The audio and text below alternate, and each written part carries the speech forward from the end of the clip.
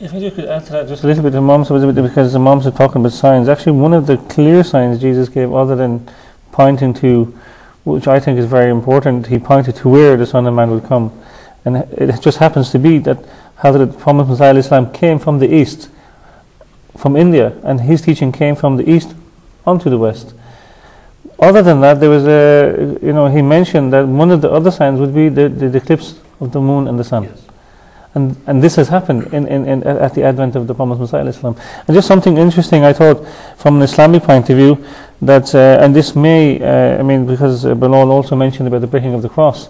I'm not answering that question fully, but just to mention that in actual the hadith from Muslim Volume 1, which is in page 136, Prophet Muhammad ﷺ mentions with the descent of Hazrat Isa bin Maryam that when the camel will be out of vogue and will not be used as a fast means of transportation, this will be one of the signs of the advent of the second coming. And we know that actual modern transportation happened in the early mid-18th century at the advent of, again, the Prophet Messiah Islam. I just thought, again, a clear sign indicating that the second coming would happen.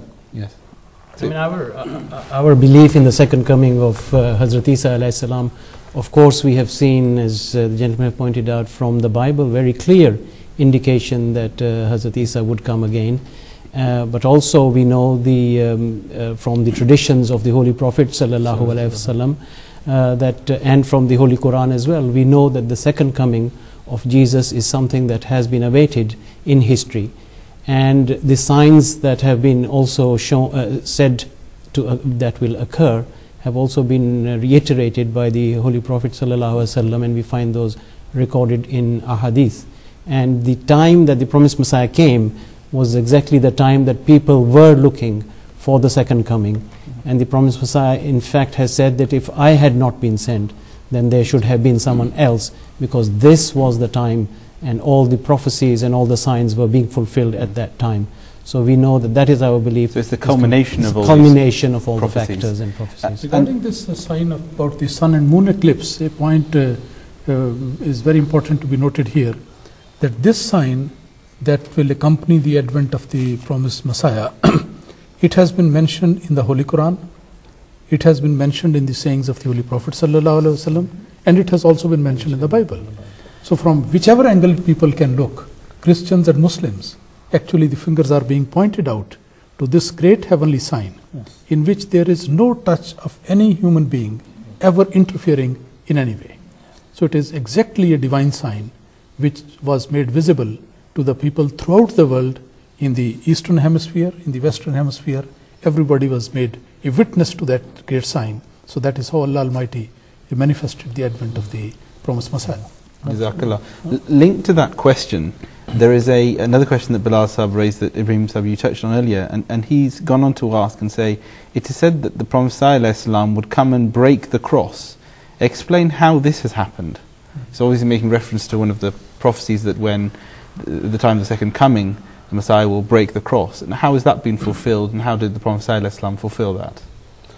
Well, I mean, as you probably know, that most in the Islamic world, they believe this in a literal sense.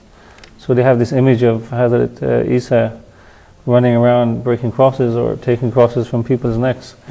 I mean, it's a simple case of discarding the doctrine of Christianity. I mean, the Prophet ﷺ, when he comes, he would prove categorically that the teaching of the doctrine of Trinity or atonement is not according to even what the Bible taught.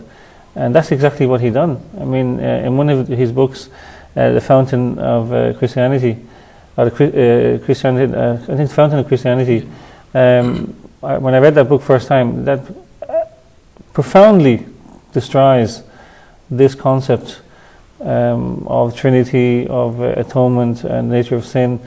I mean, he has basically proven that the very concept or the doctrines that Christianity teaches, there's no basis for it.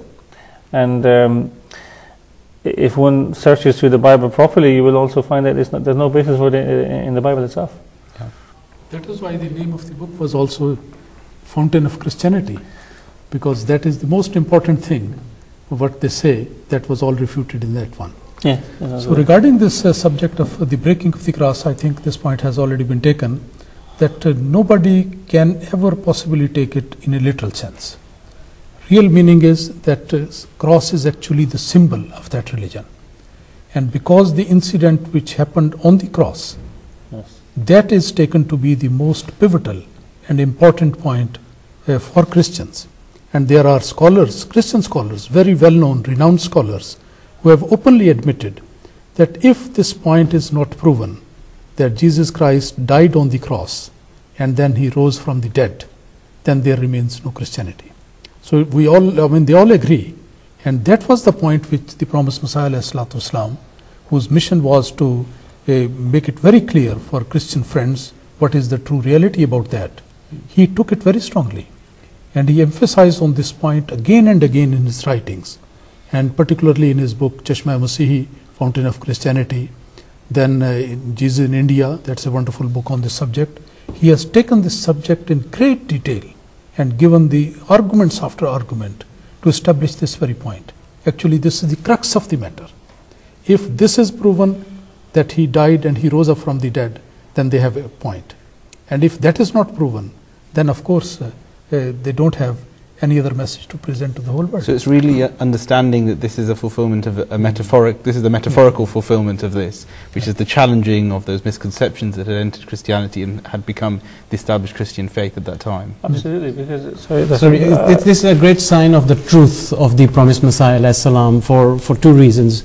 First of all, Hazrat Masih Maud, the promised Messiah ﷺ has obviously categorically shown that the subject of the death on the cross, the crucifixion, the death on the cross, and according to the Christians, atonement being linked to that cannot be held true. And he has shown from the Gospels that this could not occur, and he has given proof from that. And then he has also, at the same time, he has laid out what the actual picture of Islam is, or what Islam believes as to happen on the cross, and also of the death of Jesus in a natural way that occurred afterwards. What is interesting to me is that all these facts, the Gospels were there, the Holy Quran was there, there were great commentators who came all the period up to the promised Messiah ﷺ, but no one in all that period had categorically put pen to paper and proved to the world that this subject of atonement was not correct, and the subject of what the Muslims are believing is not correct. And that is how we know that that is the truth of the promised Messiah, because it said that the promised Messiah would come and he would be the one who would break the cross. And he has indeed done that from historical evidence that was already there. Somebody else could have done it, but it was not possible until it was one of the roles of the promised Messiah that he would actually do this. Jazakallah.